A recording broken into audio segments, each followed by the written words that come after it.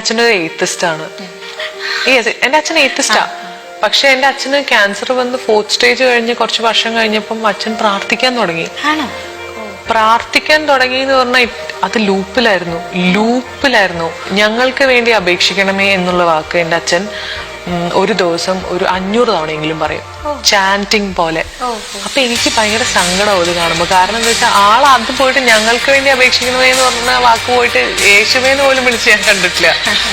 So അത് because brain ഭയങ്കര tricky ആയിട്ട് ഞാൻ മുമ്പ് എൻ്റെ ഒരു സുഹൃത്ത് വായിച്ചിട്ട് പറഞ്ഞു കേട്ടിട്ടുണ്ട്, മരിക്കുന്ന സമയത്ത് നമ്മളുടെ ബ്രെയിൻ അല്ലെങ്കിൽ ഞാൻ എങ്ങനെ ബിഹേവ് ചെയ്യുന്നു എന്നുള്ളത് ജഡ്ജ് ചെയ്തെന്ന് പറഞ്ഞിട്ട് ഏതൊരു ബുക്കിൽ പറഞ്ഞിട്ടുണ്ട് ഇത്ര.